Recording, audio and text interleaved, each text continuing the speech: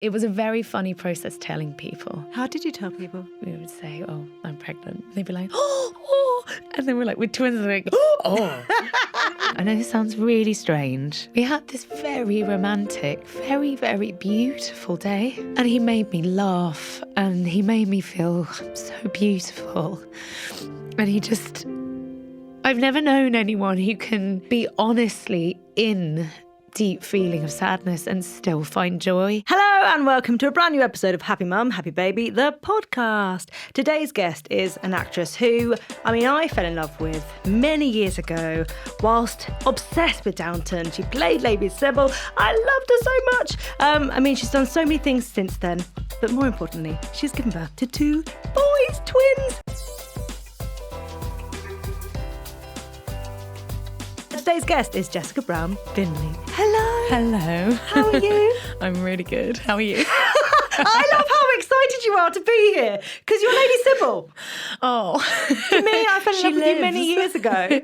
Yeah. And now you're here, but you're excited to be here. Yeah, I'm so excited. I've listened to this podcast forever. It's a constant companion. So it's actually, I listened to it before I had babies, the whole journey, everything. Yeah. Really? Yeah, in sort of this optimistic one day, maybe. Yeah. I love And now I'm that. here. I have to warn you, I'm going to cry so much on this podcast. Welling up. I made it. Thank you for having me. Right, let's do business first. Yes. Okay, only because this is so on my mind, because I was sent Playing Nice earlier, and I was only sent 2 episodes, but I've not been talking to anyone in the studio because I've literally just been sat watching it. It's a psychological thriller. Yes. And it is essentially it's based on a book. It's something that we would all hate to happen to us. And that is two sets of parents who find out that their babies, their toddlers, were switched at birth. Mm-hmm. Essentially, they're looking after the wrong child. Yeah. And they've got to come up with a solution. What are they going to do? Yeah. Keep the child that they've been looking after, or take back their biological child? Mm. I don't know about you, but there was Did it immediately make you wonder, what would I do? Yeah. And what solution did you I don't know, because I think there were days early motherhood where when you're kind of not quite there with it completely, you do, those sorts of things do play on your mind. Like when you're in a hospital, there's lots of babies. What if my baby's not my baby? And all those sorts of things. Yeah, and also I think there's that, a friend of mine said it to me and it really stuck with me. I thought it was super relevant in that, it takes a while to get to know what essentially is a stranger. Yeah. Who's just come home with you. Yeah. And you deeply know them, but you're also like, all right, who are you? Yeah. And so the idea then that you're playing with the premise that maybe one or both of these mothers or these parents feel perhaps like a disconnect. Yeah. Which is completely normal, is very a commonly experienced thing as a new parent. But then the fact that is sort of true. Yeah. And yet then the sort of nature-nurture element of it. And it's obviously there'd be that huge yearning to know the child that was truly yours as a couple. Mm-hmm. And yet every single moment since they've been born has been this child, and that is your child. Yeah. When I was reading it, when I got sent the scripts, I couldn't put them down, and they ripped along, which is always a great sign. But my husband saw me looking at the boys, going back and forth from the script, and he was like, "Jessie, they are carbon copies of each of us. They're ours. And they are breathe, twins. And they're twins, and they're just, you could not write a more mixed sort of no." So he was like, "Just enjoy the script and stop freaking out that the boys aren't ours. It's fine." It's going to be good. What was it like to film it? When did you film it, I guess is an important thing. My partner had just finished a job and I'd been on mat leave. Right. And so it was all filming on location in Cornwall. Which I love. I've already noticed some of the beaches that I love down there. Yeah. And I was like, shall we all move to Cornwall. I mean, of all the places you could end up having to kind of uproot and go to, couldn't be more of a dream. And we lived the Cornish life for 3 months. And actually after wrap, we stayed there. We did Christmas and New Year there in a beautiful place of the world called Morganporth. That's where we were. And we all moved down there, and the boys turned 1 there. So we went down. They were 11 months when we moved, just under 11 months old when we moved there. But it was amazing because I was in and out, so it wasn't every day, all day, which was incredible. And I was able to be around a lot. Yeah. But I also, I kind of knock around in London, and there I am with the huge buggy, and I can go anywhere because I can get on the bus, get on the tube, get on the train. And suddenly, those country roads, not so much built for...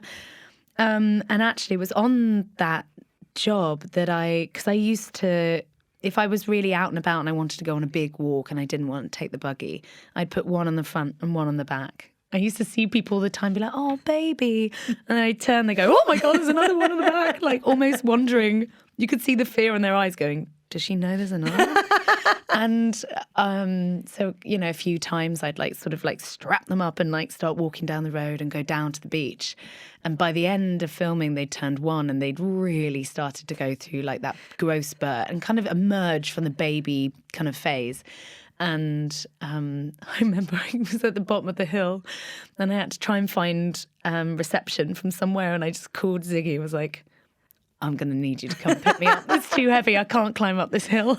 Also, I think people really underestimate the Cornish coastal path, because that Morganporth towards Gate Bay and further on, it's the undulation, it's the winds, it's everything. You can really get sort of swept by it. Mm-hmm. Yeah, I was sort of... Also, I mean, my hair is scraped back today. If anyone's watching online, my hair has been, sculpted into it's beautiful. The most chic bun I've ever seen. But my hair is normally big and wild and very, very curly.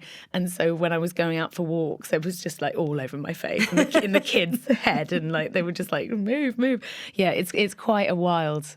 It's a beautifully wild part of the world. It was a really special job to do. It was really fun. I love this. Where did you grow up? So I grew up in a little village called Cookham. Mm-hmm. Well, I'm thinking that generations of your family lived there. Yeah, so my mum grew up in the same village, and then on my dad's side, everyone's Scottish, forever. To the point actually that I want to get some kilts made for the boys, and I was like, I just double checking the clan tartan, and he's like, well, there are a few. There's the hunting one. I'm like, all right, Dad. But yeah, just go for the best colour. Exactly. Which one is chicest? But yeah, so it was kind of my world. I lived there, and I loved secondary school. Primary school was a bit funky for me. I was just a bit of a dreamer. Right. All I wanted to do was play Railway Children. I insisted I would be called Bobby. And I was obsessed with ballet, just danced on my own in a playground, and my best friend was a tree called Greenbell. So as you can imagine, I wasn't the most popular child. And you followed your ballet dream for a while, then had a foot injury, then went to Arts Ed. Yeah. Then did fine art. Yeah, so I did ballet right through until I was 19, and I did ballet at Arts Ed, and I was going to go. There were some other schools I was going to go to, but I had a really bad eating disorder, and I think my parents were always like, "I love that you love ballet, but it's 1 class a week from us. We can't afford anything else." So I always knew it was scholarships. That was how I was going to be able to get to where I wanted to get to. I was very independent and headstrong. I announced to my parents when I was 9 that I was either off to Russia or London. And they were like, well, London's closer, so maybe we could look into, and did National Youth Ballet, which is the equivalent of National Youth Theatre. And I was lucky enough I got into that every year. I got scholarships and bursaries and things. It was amazing. But the only time my parents really intervened was when I was auditioning for ballet schools. And the schools in London that I got into, it would have meant me living on my own. And they were like, no way. Really? And I think at the time I was, it wasn't that I didn't want to go there. It's that I wanted to go to these particular schools and I was so proud of myself for getting in. But there've been a few, I feel like maybe a little bit like a cat. I've had a couple of lives. But that was like a life-saving thing that my parents did. They were like, you need to be somewhere where there is some kind of pastoral care. Yeah. And I think if I'd moved to London, I would have maybe imploded slightly. Well, was your eating disorder talked about within the family? No, not at all. I mean, I'm sure in its own way it was. Yeah. Even now, and I'm sure, like, as a parent, that it's always going to be this kind of terrifying thing that you can't quite talk about, but you can touch on. But my parents would say, when you were poorly, like it was flu. Yeah. But in a way, that's their coping mechanism because they need it to be softer than what it was. And I think the idea of a child hating themselves is like, I can't even imagine that with the boys. But it was this thing, and so I went there and I did ballet, and then these operations happened. Which at the time, two things happened at once. It was like one world completely shut down overnight. It was like, it's done, it's over, it's never going to happen. And I was like, I was devastated. And also something released in me. Something was like, okay, so like, what am I going to do?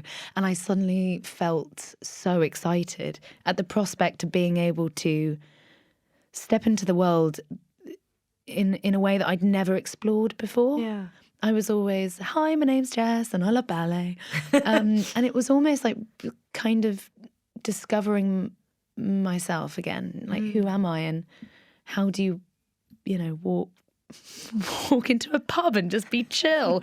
And, and it really, and a teacher from my secondary school heard about the injury. And she suggested, she was like, look, you always did art. Yeah. St. Martin's, the foundation course, it's free. If you get in and can work out a way to rent in London for a year, you could go and you're not moving home with your sort of tail between your legs thinking, oh, I failed, which I hadn't at all. But I think I could have thought of it that way. And she just held the mirror up to me in a different angle. And so I just saw this whole other world open up. So then, skipped off to London. Also, that's a very different thing to leave home for, isn't it? I think that world of, I went to Silver Young Theatre School as a kid, and we were always very much aware of what other drama schools were doing and those rumours that would go around of, thighs being pinched, and all of that stuff kind of feeds into eating disorders, that insecurity and everything like that. And I think actually stepping away from that and going down a fine art, avenue, which is something completely different, but so creative and freeing. So creative. And like the idea, I don't know how you felt, but this idea that somehow perfection could be achieved. Yeah. And yet... And you weren't worthy. No. Unless you were perfect. Perfect. And then if you get there, it will feel hollow because it's like not this thing. And then stepping out, fine art was just, painting and spending all day in a studio, like all scruffy and everyone like sneaking upstairs to the roof for rollies. And it just felt so like different. bohemian. And I was like, I've arrived. And it was while I was a student that then, I became an actor when I was a student, but it was very convoluted. Yeah. It was via a modelling agency. Really? And they were like, look, you're not a model. I was like, I know. Thank you. Thank you very much. But they were like, we do castings for adverts. And a friend of mine was a model. And she said, if you get an advert, is your student loans done, babe? Yeah. So I thought, okay, well, that sounds good. And I went on a casting and another and another. And nothing really came from it. But then one of the casting directors got in touch and said, I assist a casting director who casts films. I was wondering, would you like to come in and read a scene? And I thought, well, yeah, okay, fine. And I went in, and then I went back and back and back and back. And it was for a casting director called Susie Figgis. And me being me, I had no idea who she was. And it turns out she's very successful. Anyway, and this film I slowly discover was for Tim Burton's Alice in Wonderland. And my last audition was a screen test, knocked on a door in a very nice part of London. And at the time, like, Helena Bonham Carter opened the door. I was like, hello, I'm here to audition. I go upstairs, the wig's on, the outfit, the whole thing. It was between, it was just two of us then at that point. I didn't get the part, but Susie Figgis got in touch with an agent and said, I think you should meet this person.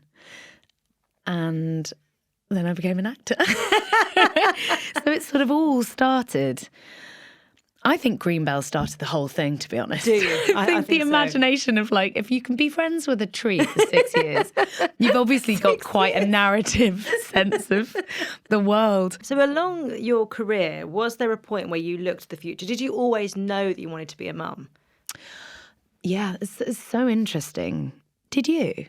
Yeah. Yeah. I was the maternal one in my friendship groups. And Really? Yeah. Because there was never a moment, I never thought, no way. Yeah. I never had that. But I think there was certainly, I don't know whether it was relationship based or where I was at in my life, the age I was, where I was working, what I was doing. But I really knew not now. Like, it's also not that hard this person. thing. When you're on a roll, when people are starting to recognise you for what you're doing, you know that if you were to have a baby, there's that pullback, right? There's that kind of, I've got to step back from that. Yeah. And are you still going to be wanted the other side? It's a really hard thing to navigate. I think that was there, but it was more the sense of going, I'm not thinking about that. I'm not thinking about becoming a mum. Maybe I'll be a mum, but I have no idea. And then I remember I got out of a quite big relationship, and it was almost like I became single and then was like, oh, I wish to be a mother. And it was this real, because people talk about that. I mean, there's many different ways that people find their own place either to motherhood or not, and finding those spaces within internally. But you also, one of the famous things, you know, that like switch, or the like, it just suddenly goes. And I think maybe it was because I was with myself and I was living on my own, and I was getting older, and I just really had this sudden real sense of, I really, really, really want that to be part of my life. That's fascinating. And I think in the quietness of being just me, I could hear what I really wanted. Yeah. And I've never imagined winning an Oscar or, you know, but I could imagine that. I could imagine a family. And I it meant when I started dating, it got intense. So I was like, hi, nice to meet you. Do you want family? But I was also, you know, because I was in my late 20s, and I actually, I remember when I became single, I was kind of doing those phone calls to mates and going, oh, I've got some news. And they're like, oh, you're engaged. Oh, you're pregnant. Oh, it's this thing. Or you've bought a house. And I'm like, no. Do you have a sofa I can stay on? I've got some stuff. I don't know what I'm doing. And so I felt conscious in that way. But I also knew I wanted time to be on my own. Yeah. So it kind of came, maybe it was always there again, but it just sort of... The clarity of it. Yeah, the clarity of it arrived. Talk to me about meeting Ziggy and having... At what point did you say to him, you know what, actually, family's an important thing to me? On our first date, Ziggy, if this was a move, my God, smooth. But on our first date, Zig, he won't mind me saying, he said that his greatest ambition in life was to be a father. Oh my God, I'm going to cry. That's so... It was just so... and there's something... You don't necessarily need to know someone for a very long time to be able to know when someone says something that is true. Yeah. And there was something about the way he said that. There was a simplicity to it. We didn't sit on the subject for a long time, but he just sort of said it in describing his life and his experience and, like getting to know each other on a first date, sat in a pub. And there was something about that felt really honest. And so I didn't have to... I made the first move with getting his number, but he made the first move with babies. And that is the story I'm sticking to. Well, was there a point in time that you were suddenly thinking, right, now's the time to start thinking about it properly? Yeah, I think, well, I there was definitely a moment where, he really advocated for himself. He was like, yes, I want this.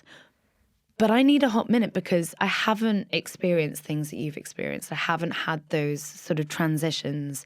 And I don't want to look back and go, why didn't I just say I wasn't ready? Did that make you panic, or were you like, this is fine? I really tried to hear it. And I think there were moments where that was easier and moments where it made me more worried. And I sort of was like, okay, well, maybe I'll just get some blood tests and just see where I'm at so I know some more information. And I think that was sensible. Yeah. And I found out things about my body that I didn't know. But there was also a moment where we found out we were pregnant. And it was at a point where my first thought was, oh my God, oh no. Because I was like thrilled, but thought, oh God, is this even going to be, this is exactly when, maybe no. Yeah. And he kind of just knew. I called him. He was about to go to yoga. I was like, can you come home, please? You're pregnant, aren't you? I was like, yes. We're in the kitchen. I was like, what should we do? And he was like, I think we need to eat something. So we made a pizza and then just sat and ate this pizza. And it turned out the universe had different plans. Yeah. We lost that baby, and that was a weird experience actually to have, to get a pregnancy test and be knowing what I know now, and having taken many pregnancy tests where all we've wanted is to see those two lines and to see one. And I think, and yet that's why circumstance is so important. Yeah. Timing is so important and choice is so important. And it just goes to show you can love something. And as a parent, you can, I love my boys, but it was almost like they were meant to be our boys. Yeah. And the other thing, I mean, I was devastated when I miscarried on that pregnancy, and it wasn't going to be my last, but it was my first, and it was a complicated thing. It was a complicated thing to have a sense of. It wasn't relief. It's far too simple to say it was relief. But to have this sense that it was many different feelings all at once. Yeah. And yet at the same time, a friend of mine, about a month or so later, it was a birthday, and we all got together and she told me she was pregnant. And I worked out, oh my God, she's exactly how pregnant I would be if I was still pregnant. And I found that then once we started trying to have a baby, and it's a very complicated feeling, especially with people that you love, of seeing their children grow up, but it's a very visual timeline of how long you haven't had a baby when their baby is now like, hi, like, can you come and do this thing with me, please? And you're reading stories to them and playing with them. And so that was a weird one. But yeah, so it became a whole different story. How many losses did you have? Well, before the boys were born, I had 3. I had 2 with conceiving unaided. Yeah. One chemical miscarriage that happened with IVF, that we knew was going to happen because the bloods had come back with really low numbers. They do a blood test and they want to see this number double, and it just wasn't.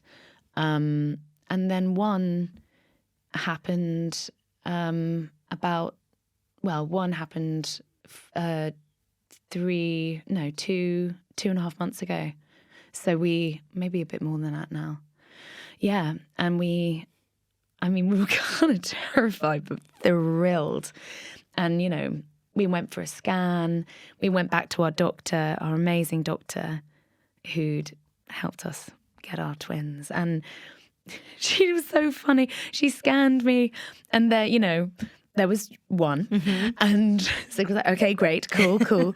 And she said, oh, you're much cheaper than your brothers. Which is very true. And it felt like this joyful, just, gift out of the universe. And then I was about to go away to a friend's wedding. And I just had a funny feeling. And women talk about it all the time, this kind of intuition. Mm-hmm. We have it in positive circumstances, but there's also something, a girlfriend of mine said it to me recently.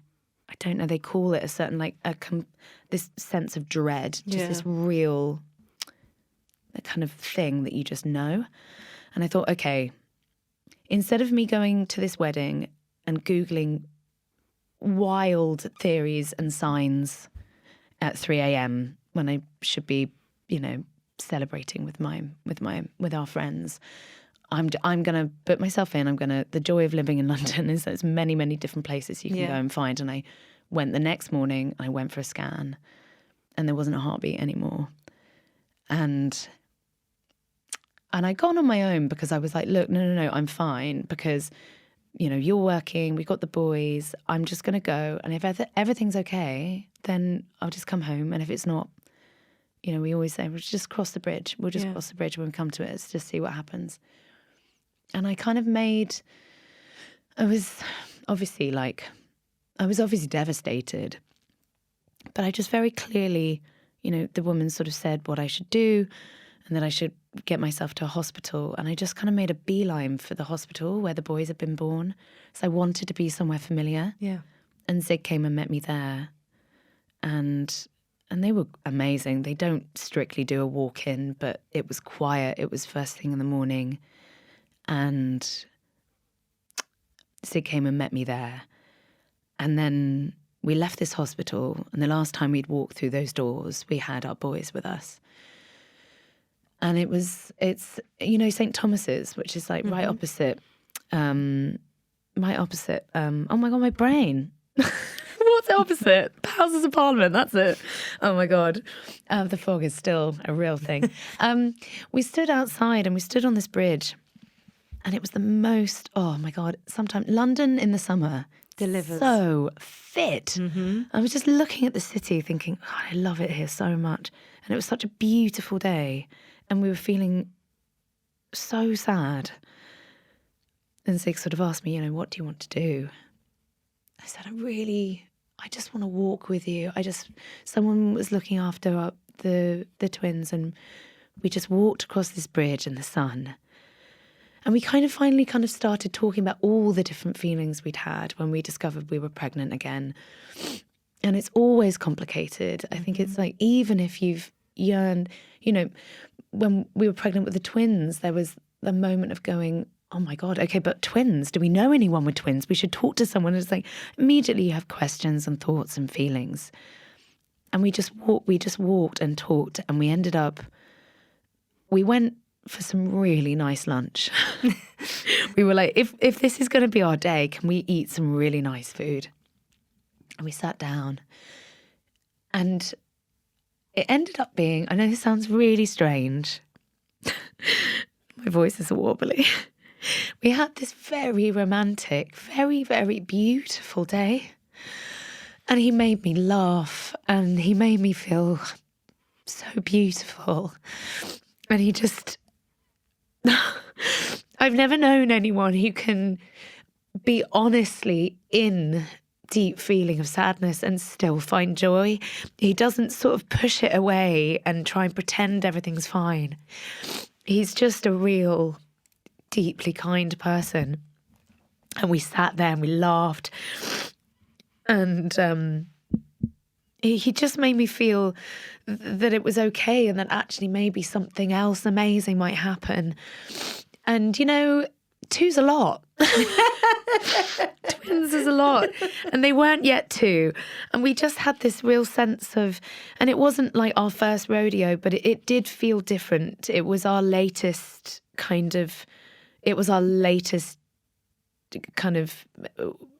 loss that we'd had. And it was a different thing because we knew how amazing it can be, but we also knew how insane it is. Yeah.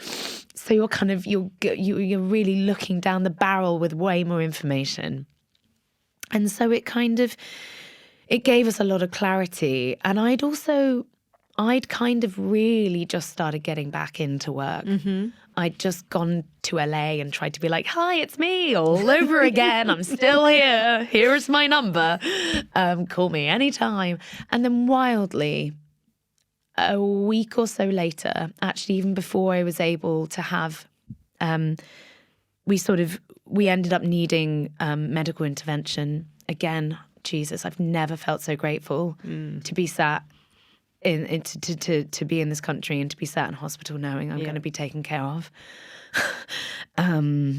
My God. But I was up in Edinburgh at the Fringe with one of my best friends, Laura, and we were watching everything we could in the 2 days that we were there, you know, for work. Mm-hmm. And I got a phone call, and out of the blue, this job that I'd auditioned for years before kind of come back around again.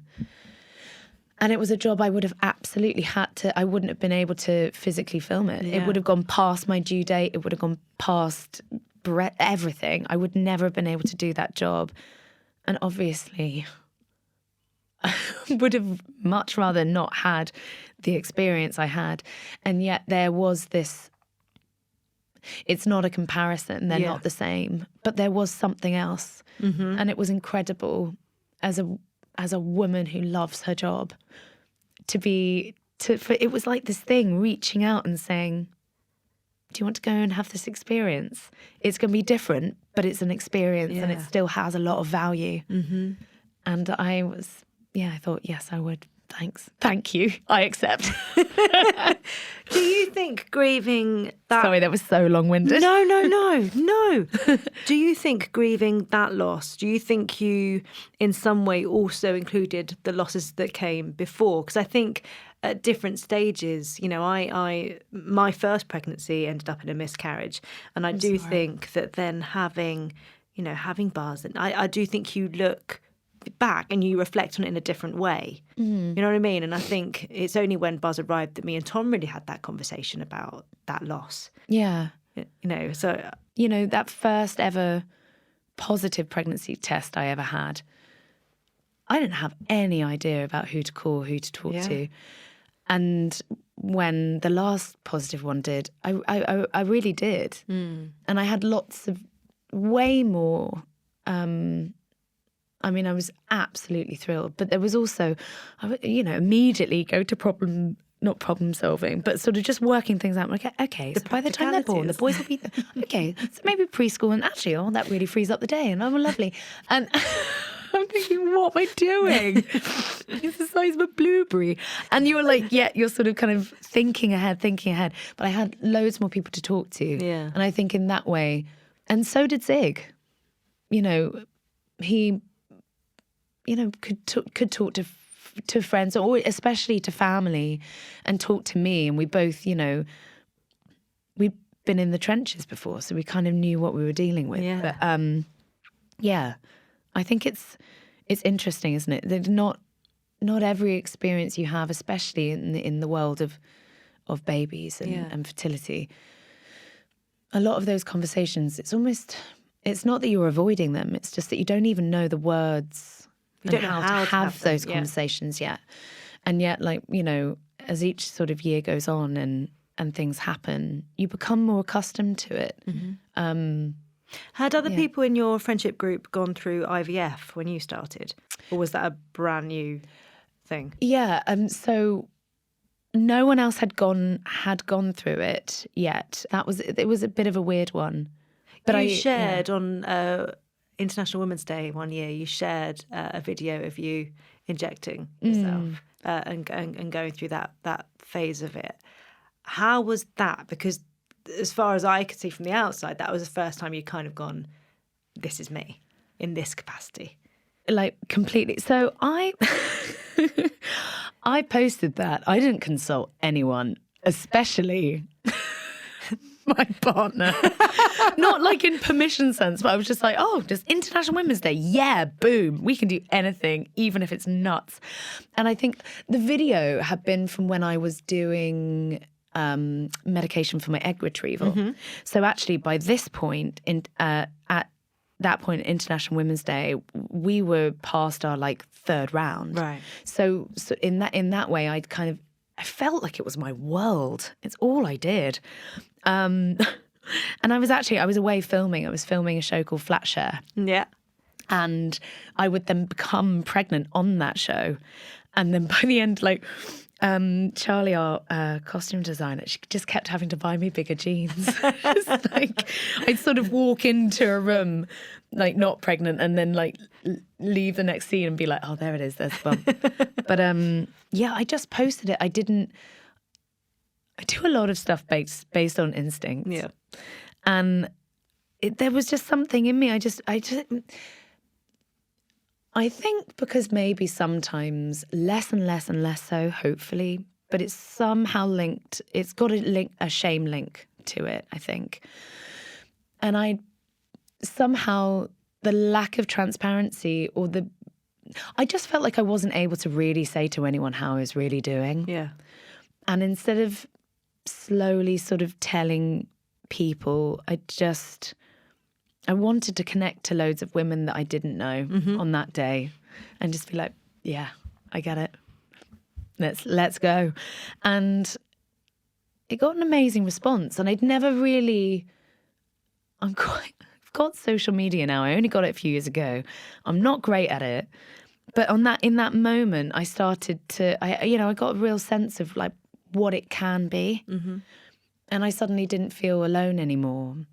And then lo and behold, people in your life are like, yeah, me too, by the way. It takes one person to start a conversation. And then and then suddenly we gained a community around us. We knew people who were going through it, and it's not just one person. If you're doing it as a couple, it isn't just one person going through it, and it was a massive thing. But I didn't think anything about it at the time. I just put it online. Imagine Ziggy being a bit like, oh, okay, babe, cool. What was it like? Tell me about the moment that you found out you were pregnant with twins. Oh my God, so funny. We actually we had a little moment a few days before, and it turned out to be it was a hematoma. But we thought, oh my God, oh no, has this not worked? Yeah. But the bleeding stopped very quickly. I was like, well, if I know anything, that doesn't happen. So there was like this glimmer of hope, but we went to go and see our doctor first thing Monday morning. And she said, okay, look, we're just going to sit down, we'll scan and then see where we go from there. Because obviously I called over the weekend. And then she said, she actually said something along the lines of, first heartbeat is good. And Zig just said, yeah, no, she's been really nervous. And obviously, I know what she means, but he's nervous too. And so, how words just don't go into that you're not absorbing information in the real sense that you would if you also weren't completely terrified yourself. And then she said, and heartbeat number 2, yes, healthy. And I kind of squealed, and Zig just ran in and was like, how many are in there? It's not 101 Dalmatians, come on. And because I think on our 4th round, we were like, we can't afford to do this anymore. Yeah. And we're going a bit mad. And I got this job, and I thought, let's do one more, see what happens. And if not, let's plan an amazing trip. Yeah. Anyway, so quality of eggs and stuff were like less and less, and we just sort of said, can we put 2 in? And they obviously talk to you because 1 or both could split, and which is, you know, people are like, oh yay, but it's, you know, it's a lot, dangerous for the mother and for the babies, and so you need to be aware of the risks. But obviously, the lower the quality of the egg, whatever that kind of looks like, which actually is all just kind of appearance. Anyway, so there could have been a chance that there were more in there, but there were two, and we were just, I mean, you suddenly get lots of information, and they're like, it's probably going to be a C-section, and if you come back in X many amount of weeks, and blah, blah, blah, and here's what they're measuring. Okay. Before you know it, you're out the door. And we went past the waiting room, which so many times we'd been in before, and you'd see these faces and go, oh, I think that's good news. Oh, that gives me so much hope. But also in that moment of being so happy, being mindful of not being giddy, and just being like, don't rub it in, let's just get out. And we stood on the road.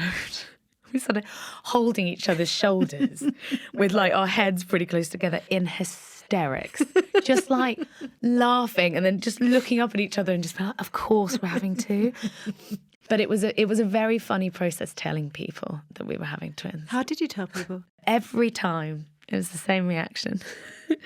Because obviously, you know, our closest friend, you know, they knew what we were going through, and they knew that how much we wanted to have a baby. And so we would say, oh, you know, I'm pregnant. And they'd be like, oh. And then we're like, we're twins. And they're like, oh. And it was like these two versions of like shot, like these, but the tone was so different. And you see it every single time. And just, it was always met with laughter. It was always met with sort of kind of joy. And it did feel incredible. How was the pregnancy? Hilarious. Really? No, mad.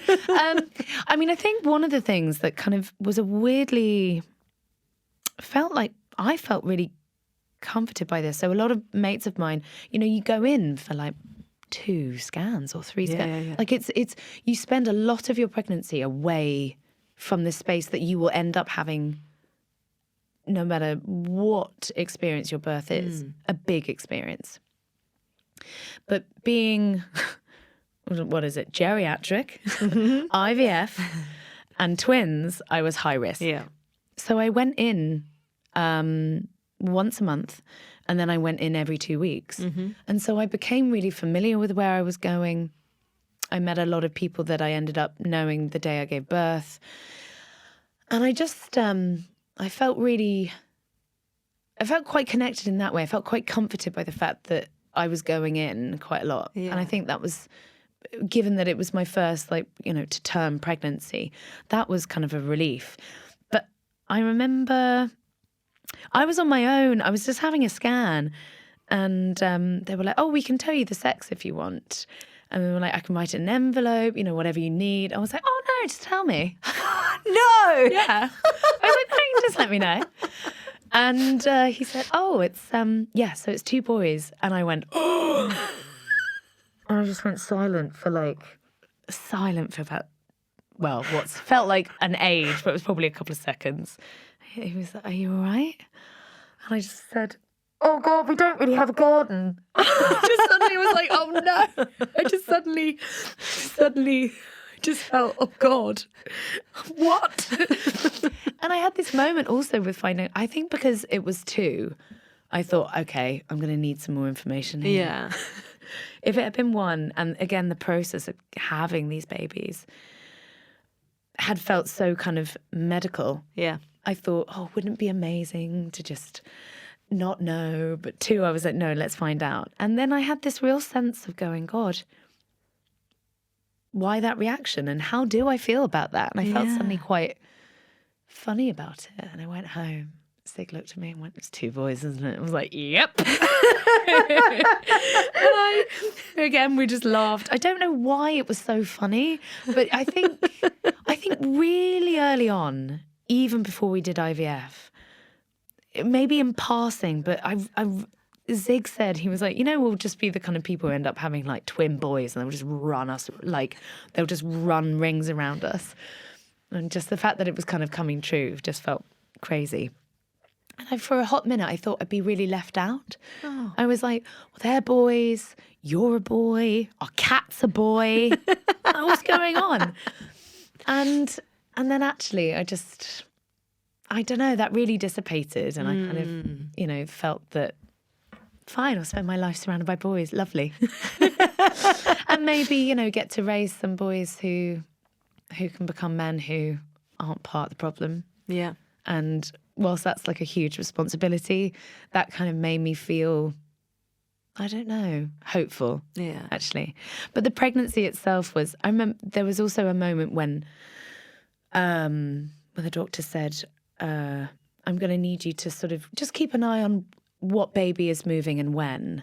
Gosh. And before your baby moves, the idea of knowing what that would feel like is alien enough, right? It's just, you're like, what? How's it going to feel? And people talk about flutters, and you're like, okay, hilarious. And then I really did. I could really tell which one was reacting to different things, and they had different reactions to different kind of, like if I was dancing or listening to music versus doing something or cooking or whatever, they kind of responded in different ways or to different things. So I always knew I was carrying two very different humans. Yeah. But there was a real point at the pregnancy where I went from a pregnant woman to, I don't know, like a small car. And I see. Yep. It was a day. Just when it suddenly became clear that there was more, there really was more than one in there. How far along were you when you stopped working? I stopped filming just past, I was like maybe 3.5 months. Okay. So it was, and then actually, it's really difficult to convince people to employ a pregnant woman with especially with twins, especially quite close to when COVID was still, a thing, and we're still doing all that. So I guess my maternity leave kind of started earlier. Yeah. But it was a real relief because I think after loss of any kind, grief of any kind, I was quite worried that I wouldn't enjoy the pregnancy, that I'd be terrified. And I was. I actually heard this on your podcast recently, but it really spoke true to me that every time you go to the bathroom, every wipe, you're just like, looking. And that's exhausting because especially when more heavily pregnant you get, you pee a lot. It's 60 times a day, checking for this sort of thing that you're low level worried about. Yeah. But I keep a diary, and I said I was determined that I was just, every day I was pregnant, I wanted to just enjoy that day I was. Yeah. And that day they were. And if at the end of this they arrive, amazing. But right now I am. And it made me really sit and being present and really try and enjoy what it is to be in that very moment. Emotional, Jessica. That's such a lovely way of looking at it. And, because I think pregnancy after loss is such a tough thing. Yeah. And, I've had 3 babies born after a loss, but even the third, I was still looking back to, I'd had 2 boys arrive, but still you can't help but kind of go, am I going to be caught out? Yeah. Is this the wipe? Yeah. Yeah. Is it today that I laugh and I think I'm fine, or the day I didn't think about it? Yeah. And so obviously it will happen that day. Yeah. And all these kind of mind things. And I was just like, there is nothing you can do. And so the idea of just but I can allow myself to try and just have today. Yeah. And it really did that. And then, obviously at the points opening the door, Ziggy's stepdad, he's so funny. I love him so much. He opened the door and he went, whoa, hey! And tried to it had been a few weeks, and he just involuntarily kind of had a reaction and tried to turn it into a thing. And he's the sweetest man. But just I was like, I know, come in. I'm very pregnant. A really small hallway. I was like, I'm going to have to go first. I can't let you in. I couldn't do after you anymore. Yeah, it was very funny and so swollen. I was so water retention. Yeah. That's hilarious. Well, how did you feel heading towards their arrival? So twins, they don't really like you going past 37 weeks. Yeah. So once even sort of 34, 35, everything is always a risk. But there was a certain point where I thought, right, okay, let's do this. Actually, Zig was away and he was filming abroad. This is so intense. But you know the mucus plug? Yes. That bad boy? Why do you know why weren't we told what that looks like? A mucus plug, could you think of anything more foul feel to describe like that thing is? Through hypnobirthing, through the, all the classes that you do at the hospital, I don't think I was properly told what that would look like. So it came out and I was like, I think we have to Google this. Yeah. It was like either some kind of deep sea creature has emerged out of my body. It's so weird. He went away. And it was, it was like, it's going to be fine. Absolutely. You have to do this job. You're brilliant. I love you. You're talented. Go fly. Day after he leaves, mucus plug. I was like, okay, I'm not going to say anything right now. Because not all information is needed at all times of, every minute of the day. I want to just do this thing. I'm going to go to the hospital and just get checked over. Turns out it was fine. It was mostly to do with pressure. Right. Because one of the babies was just head down for months. Just headbutted it out. Absolutely. Okay. We're just like, there he was. And we're just like, I need more space. And, we were lucky and nothing happened until he got home. But there was certainly a point where I almost thought, I do want to keep this going as long as possible because they're getting fatter and fatter and fatter. And I knew they'd be small because they wouldn't be that sort of, because they gain all that fat, don't they, in those last few weeks. So I knew they wouldn't sort of be like that, but as close as I could, I wanted to just kind of get there. And then so we had some friends over and I love to cook. And so I've been cooking ragu all day, plying everyone with red wine, watching them, being like, oh, gorgeous, gorgeous. Tell me about it. And we went up to bed and it was probably the first time we'd sort of really relaxed and just thought, oh, this is lovely. Anyway, waters broke. And just for a second, because it's not always the gush, yeah. And mine was, okay, either I've just become incontinent, or I think what is happening is happening. And both could be true. And this brilliant moment of telling Zig, is like, I think this has happened. A little bit of a silence. And then just, because it's late, it's like, 11 o'clock, 11:30. And just seeing his legs just not move across, like, sort of in the dark. Him saying, does that mean we have to go? Or can we go to sleep? And like, can we stay? And also have that bag. It's not packed. It's like, and we were just, again, it was just like constant little like breaks in the pregnancy of these hysterical moments of going, who has allowed us to do this? We're children. I'm like, I'm gonna call. You get on that bag, and then. Well, I guess also because it's twins, were the hospital more likely to say, come in now, rather than leave you? Yeah, I knew that when waters broke or any kind of labour, we went to a sort of standard NCT class thing, and they'd tell us, they were like, okay, so when you feel this, get in the bath, not you. Or you can take the paracetamol, whatever, don't do that. And it just like, it was, we got to know these amazing parents, but every piece of information they gave us, they were like, it's you go straight to the hospital, you don't leave, and you'll come out with babies. That's it. That's all you do. That's what's going to happen. But it was, I felt kind of, thrilled and terrified. Yeah. And at this point, the plan was, because they were both head down, and I'd had no sort of complications in the pregnancy.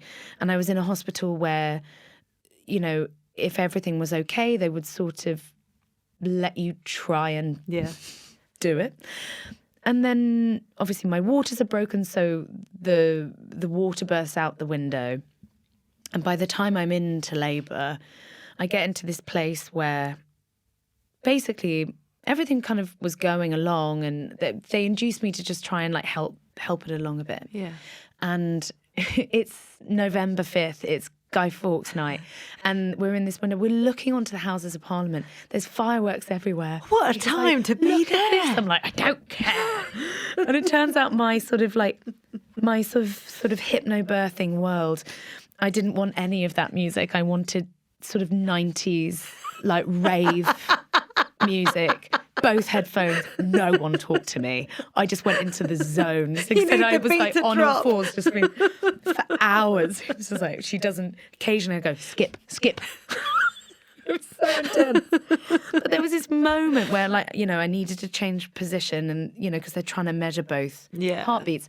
And one of the heartbeats had kind of gone through the roof, but it calmed right down and we were okay. And they sort of explained, you know, if that stays the way, you know, we're halfway, you're doing really well. But if it happens again, it will have to be an emergency C-section. Right. And we had this amazing midwife. And I was quite scared at that because the emergency side of it maybe made me nervous. And my sister, her daughter had been born, you know, it was a very intense birth for my sister. And she our midwife said to us, look, it's been a very long journey, let alone the 9 months. How do you feel about walking out of here with you feeling okay and 2 healthy babies?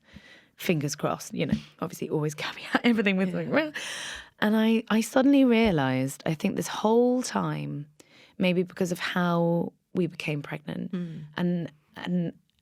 and finding out the gender and going into hospital a lot, that I'd kind of internalized this thing of going, but I've got to breathe them out. I've got to have this, I've got to suddenly become that pressure Mother Nature, because what was Mother Nature about it? And Zig, oh my God. Such a legend. He's also, you know, no. He's also going to caveat. He's also many, many, many things. But in this moment, again, he was a bit lush. And he said, well, they were sort of conceived in the hairnets and a gown. So shall we like welcome them into the world like that? And I thought, yeah, feels quite full circle. And so I've got this very funny picture of me holding my sort of drip, walking down to theatre with just my gown on and my little bum out and the little socks on already. And and they were born, and it turns out they were born to Tom Waits' Martha, which is quite a sad song, but suddenly now for me it's really beautiful. And I kind of wanted the little curtain to go down. So it was like, oh, okay. We'd prepped for that. Like, if that was the scenario, I was like, I want to watch. He was like, of course you do. I was like, I love doing all the injections myself. I'm just like a bit of a, I don't know, maybe a frustrated inner doctor is somewhere inside of me. But it turns out baby B, the reason his heart rate went really fast was because he was in the sack. So when they pulled him out, he was just still floating in this little thing. And culturally, there are many different like words for it. I think, you know, it's like mermaid birth or, you know, being born with a veil. There are like different ideas about like what it means. But it was incredible because I could see them both, and they were attacked. They were both coming out. It was just crazy. And I couldn't help but I just kept saying, there are two. Because you're high as a kite. High as a kite. It was insane. But it was a very beautiful moment to just see this first breath actually happen right in front of you and to see it. Yeah. And they're really rare. Well, I think, it's like 1 in every 100,000 or something. And, you know, one of the nurses just said, give me your phone, I'm going to film this, because it's just, you know, a bunch of us have never seen one of these. She was like, you're going to want this on video. And I've been known, if I get a little bit tipsy, I just really want to show it to people. Really? Do you want to see my birth video? We were at a wedding, this is ages ago now, but we were at a wedding and Sid was like, what are you doing? I was like, birth videos. You've just met this guy. You just sat next to Darren and you're just showing him this video of your birth. Anyway, what can I say? I've always been a little bit dramatic, but there it is. Yeah. And what was it like having them both in the world? It's really wavy, but God, It's fun. It's weird. It was mad. I remember getting them both on at one point, both latched on. And I suddenly, I said, I can't remember who was there. Maybe it was my mum. I was like, I really feel like a cow. Oh. It was like both udders just being like, boof. I did have this moment, I see, when I was pregnant, I'd see someone just, sat on a bench, gracefully feeding a baby. And I was thinking, I'm just going to have my whole top off in a restaurant. That's not going to fly. I know everyone's like really open. I'm like, do you mind if I feed my baby? Boof, boof. And just thinking that's not going to really work. But yeah, it was incredible. How long did you do it for? Breastfeeding. Yeah. So we worked out a real system. So one of our babies was in the NICU for about 12 days. And one of the things that happened with that is we got on a real, sort of 3-hour window thing. And I had a limited amount of time when I was with him to feed him. And so I was pumping as well as breastfeeding. Yeah. And so to try and have milk left so he could be fed milk and da-da-da. So I really, early doors also, twins eliminated this sense that I could do everything on my own. Yeah. It was like, no, I can't. Hold this. And take the bottle and fill this up with that. And so, all I did was pump for months. And all I spoke about was pumping.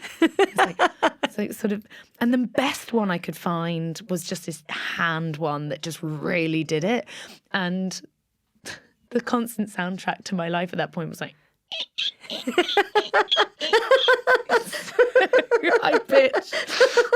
Just I'd be chatting and be suddenly but I did it, I think it was about 5 months, and my body just did it. It went, no. It just stopped. How did that make you feel? Oh, relieved. Mm-hmm. I felt this sense of, it was my body saying, we are done. This is done. As they started to kind of need less food less often. Yeah. That was the big thing. Yeah. We had a kind of, I guess, a weight to get to. And then, said when they get to here and we can tell that this is happening and that's happening, then you can start to see how long they might sleep for, rather than picking them up and sleep feeding them and whatever it is. So we had that. But that must be hard though, because once that kind of waking them up for certain feeds goes out the window, then are they waking up at different times? They slept in the same cot for ages. It's very cute. And in fact, when they were so small, they were just in one bassinet in the buggy. Oh!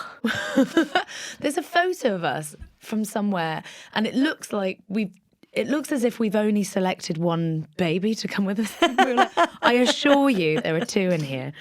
They slept together, and they kind of. The one thing I really thought would happen is that they would wake each other up. Yeah. But I think they became immune to noise of each other. Yeah. Obviously, slam a door, baby wakes up. But I've had my kids have night terrors and literally be in the face of the other one that's sleeping and not wake it up. Not wake up. It's how are you not? Yeah. I know. It's how are you asleep and I'm awake? But they kind of, I think, in a way, soothed each other possibly. But there would be moments where you got one down and the other is awake. And so that was also the great thing for me with the NICU, and then having to get them onto bottles almost immediately, because I was in different places and delivering breast milk and pouring things in, is that someone could be feeding and someone else could be feeding, and I could just sit and pump and just do my thing and take a minute. But it gave me permission to do certain things. But then when I felt relieved for them also that they were able to have a bit more sleep. Yeah. Because sleep is everything. Yep. Isn't sleep your favourite thing? I love it so much. Oh, my word. But I think it really helped them sort of come out of this very new little baby phase into suddenly, they started looking more like the other babies who've been born at the same time, a bit more robust. Yeah. Yeah. That was very sweet. And how were you physically, mentally during those early stages? Genuinely giddy. And yet completely, I was very aware, I think, because I'd been so deeply depressed before in my life. I was very, very conscious of how I was really doing. Yeah. I was like, is this giddiness actual happiness? Or am I completely lying to myself and actually I'm miserable and I'm terrified and I can't, And I think it's all of that, actually. I do remember there was a real moment of I remember going to sleep and hearing these sounds and thinking, what is that? Oh my God, that's me. Those are babies and they're mine. And that's my new alarm. And it means get up and feed your baby. And that really taking a while to kind of sink in. And I remember feeling really worried that was, that maybe I wasn't very natural at being a mum. And I remember feeling very guilty about the fact that I needed to have a headphone in and be listening to a podcast or music or something in the sort of quietness of those days. Yeah. I wasn't sort of blocking out. And I was conscious that I wasn't doing that. So I thought, well, that's probably good that I don't, or, I'm not in that space. But also I am sort of admitting to myself that I'm not this human who can just sit and just be mother. Yeah. And I had to go for a walk every day. Really? with them, because I'm a bit like a dog. Walking has featured a lot. You love a walk. I love a walk. Oh my God. If I can walk it, I'll walk it. Okay. I'm walking home tonight. Oh, it's a short walk, but I'm walking home. But I had to get out every day. Yeah. Obviously, if it was torrential. I just whatever I was wearing, slippers, pajamas, put on a massive coat, scarf, wrap everyone up, go outside. There are real moments of feeling, oh my God, is this my life? Is this everything? Because I think when you're really in it and you both look at each other and go, who are you? What is this? But I remember the first night we ever tried, we left them upstairs. No, they were upstairs. The monitor was on and we came downstairs and thought, okay, let's just see how long they sleep for. This was the point where we knew they didn't have to be fed every 3 hours. And so there was this permission to be like, let's see if they sleep. And we were in the kitchen and Zig said, I'm going to go and buy a bottle of wine. Let's cook together, share a glass and just chat. And it felt incredible to eat a meal that I wasn't pumping and he wasn't holding a or two babies. Yeah. And I just vividly remember that evening. I think, just some friends of ours got us a bunch of sort of freezer meals. Yeah. Oh my, they are the best gift. Yeah. The best gift. Shove one of them in the oven along with a sticky toffee pudding or something fabulous, and sat down in the kitchen and even put placemats out. Because it felt really fancy. Sort of eventful. Yeah. Shall we put placemats out? Yeah, why not? Little candle on. And obviously, the bubble was burst quite quickly because one of them wake up or whatever it is. But it did feel so significant that happened. Do you ever find this? It's in the morning and everyone's running around, you're doing lots of things, and one of you will come over and if it's within even the capability of that day, but say, how are you, by the way? Good morning. You all right? Did you sleep well? Yeah, me too. Okay, good. But just sometimes in the chaos, said so many things in and around each other, but you haven't actually said it to each other yet. Yeah. Be like, morning, hi, I love you. But also when it's really chaotic, I can go through phases of almost feeling like I don't even want to look at him because then that's another, I can't, I'm at max capacity. I can go on lockdown. I sort of have to just, let's go. Yeah. Let's do it. If the radio's on, it's sort of sounds more jovial, but really inside I'm like, right, do. But yeah, I do. I think it's, I've always kind of needed that. But also some of those dates, sometimes you sit there and go, well, and you have a sort of, because you're out, because you want to eat maybe some nice food. but you've got an hour. And so you have this kind of almost curt sort of semi-argument.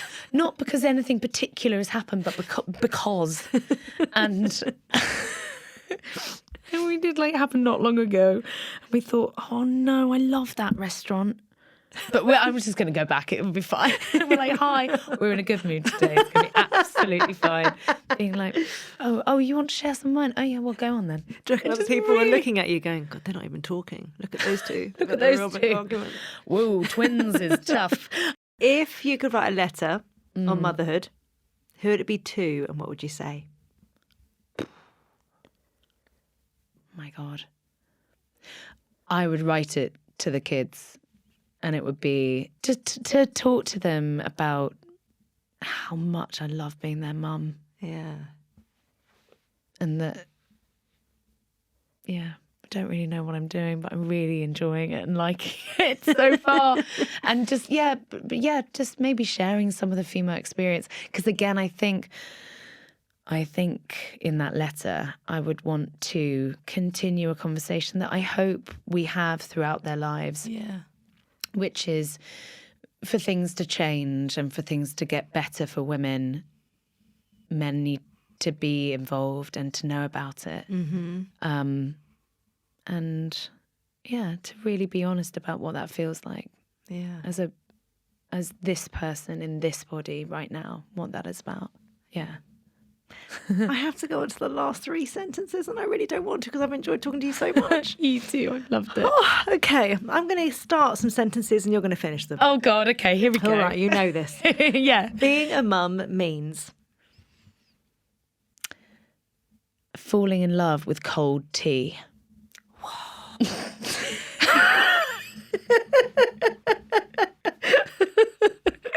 Sorry, that's such a silly answer. No, it's perfect. I'll take any cup of tea, doesn't matter if it's cold. You just love it.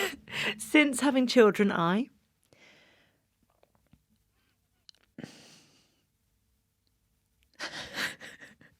can only ever think of funny answers. That's so silly. Since becoming a mum, I have discovered that I might, in fact, be a patient person. Whoa. I mean, not in any... I'm just surprised that I have... Patience. I think it's because with myself, I can be so frustrated and harsh. Yeah. And yet, with others, it's not. I realised it goes to me. It doesn't go to Do you other think that's people. also a thing with twins where you really actually have to let go of expectations and kind of take away all of that kind of pressure? Yeah. I think maybe it's like that becoming a mum has meant to me patience and just letting it be a bit wavy. Yeah. Because there's anything else, it's just impossible. It's insane. It's like, come in, find a seat. Nothing's clean. Enjoy. Yeah. But no, definitely let things slide. Okay. Being surprised that I can be patient. Not always patient, but I can. I'm surprised by that. And I'm happy when? Oh, I'm happy when we're all eating. I'm happy when we're all just eating. Hopefully it's warm. We're just eating around the table.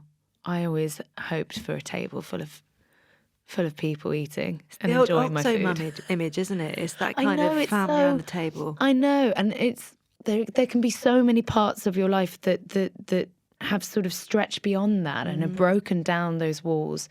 But there's something about being sat around a table with people that you love and watching, I'm just covered in yogurt. Ziggy, not the twins. And I'm just enjoying that feeling. I mean, it's chaos, but it's hilarious. Jessica, thank you so much. Thank you so much. Honestly, I've absolutely, you're such a delight. I think we've all fallen in love with Ziggy. We don't, I know. I mean, he's a hero. You're a delight. This has been such a lovely chat. It's been gorgeous. Thank you so much. Thank Loved you. it.